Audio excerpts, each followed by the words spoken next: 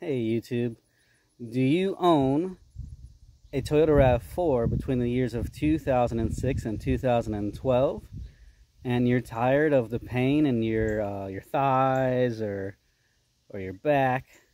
Well, then I have a solution for you. Hey, I should do infomercials, huh? Alright, let me flip around the camera here and show this seat swap that I'm working on. Very excited about this. These, I guess I need to step back here. These came out of a 2006 Toyota Camry. As you can see, I have one sitting in my driveway over there, but that one has leather seats. But anything between a 2002 and a 2006 Toyota Camry should work. You do have to make a little modification. There's these little, come on camera, these little metal peg things on the front rails of the seats. You got to cut them off. I use the Dremel tool with a cutting wheel to cut them off. That one and right there. And then they'll just bolt right in. And in the back, this one will bolt right in. That one over there will not bolt in, but it's fine. I mean, you get 3 out of 4 bolts in, the seat's not going to go anywhere. Excuse me. All right. So now you have powered cloth seats, and even if you have a limited trim that already has powered seats, but they're leather and you're tired of the leather making your back hot, then this gives you an option for some cloth powered seats. So I think these seats are great no matter what trim you have in your RAV4, because they're both cloth and powered. And the side bolsters are less aggressive. Also, the thigh bolsters are less aggressive. And then obviously, if you don't have a powered seat and you have the manual one with the levers like that, well, you don't have any adjustment for the lumbar, and you can adjust the back part of the seat bottom cushion up and down. Well, you can't adjust the angle or the thigh support up and down. So this would be nice. These seats don't seem to have the airbags built into them, which is fine to me. But what that means is you're gonna get an airbag light on your dashboard, and you're gonna get a seatbelt light.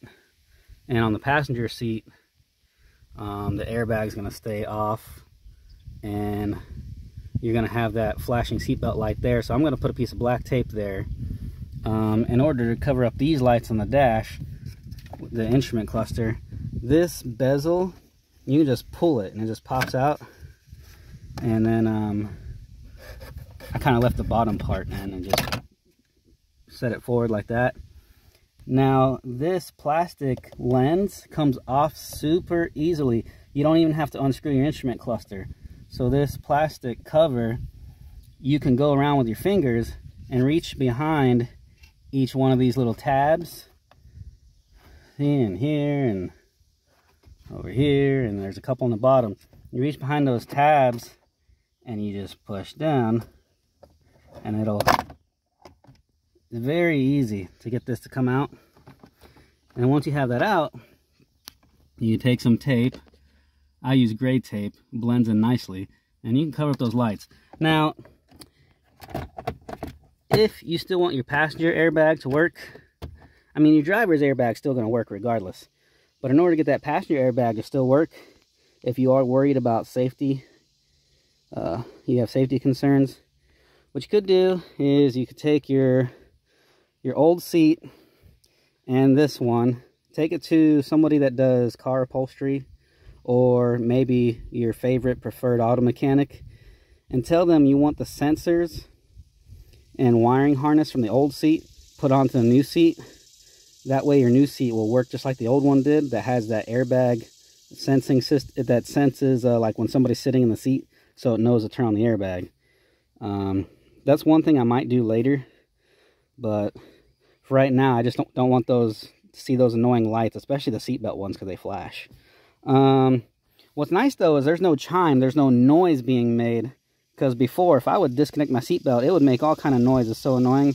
It's not doing that. So that's kind of nice, because I like to unbuckle my seatbelt when I'm in the road by my house going super slow, pulling up to the driveway and all that stuff. So but I do always drive my seatbelt on. It's just, I don't know. So the wiring, let's get to that part. Which reminds me, when you go to the junkyard, take a let me show you, take a drill battery like this one back here. You can use a 12 volt or an 18 volt. I have 18 volt here. And take a set of jumper wires, and you put the red one on the plus for positive, and put the black one on the negative. And if you do that, you can move your seat forward and back of the junkyard. That way you can get to the bolts. Speaking of the bolts, they are 14 millimeter, I believe.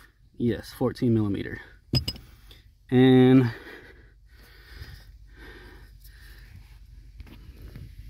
the blue wire with the orange stripe, there's two of them, but the second one over, that's your hot wire. And then you have these white wires with black stripes. Well, the second one over, that's the ground wire. So when you're at the junkyard, you take your jumpers and put it on that second contact over. Same thing with the bottom, second contact over. So one hot, one ground. And then you can move your seat around.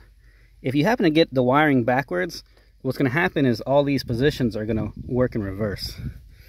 But yeah, those are the only two wires you have to tap into.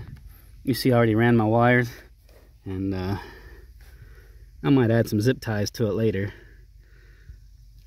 But see, this, very easy. You can just run your wire under that plastic into the center console there. And then, I mean, if you have the limited trim, you already have power to tap into. But on the base and the sport trim, I would do it this way. I wouldn't really want to mess with like the seat belt and airbag, especially the airbag I wouldn't want to mess with. I mean, maybe you could tap into the seat belt wires if you wanted to for power. I don't know.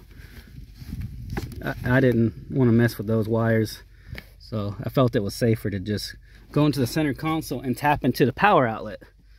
And you don't even have to remove the center console unless you, if you want to, you could take out those two bolts, remove the center console, and then you could run your wires under the carpeting if you wanted to hide them better. But as it is, once the seat is installed, nobody's going to see those wires.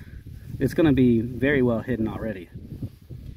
So this piece here that has your mirror buttons, I just pulled on it with my hand. It just popped right out. Or you could stick a screwdriver in there, I guess, if you wanted to. It has these tabs on it.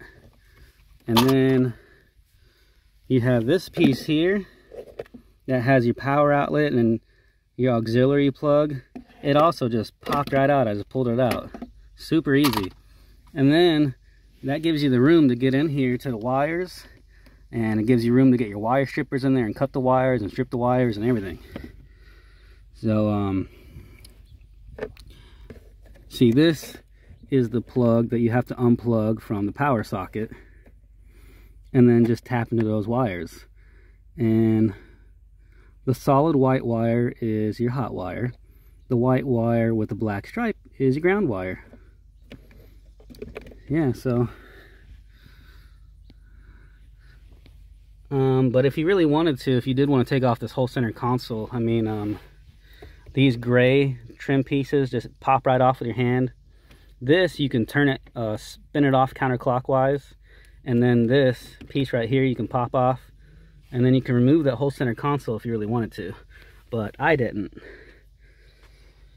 I'm really amazed how clean these seats were at the junkyard. I'm impressed. Some of the other ones weren't so nice, but I'm lucky I found these. I did that. That's my bad. I screwed that up. But see, what's the other thing? I believe this wiring harness here, it may have changed around 2004. I know wiring harnesses in the seat of the Camry changed around 04, so just keep that in mind. But it should still have the same two wires for power though. So yeah, I don't know why the Rav4 seats were so uncomfortable in the first place. But now you can have comfortable seats in your RAV4.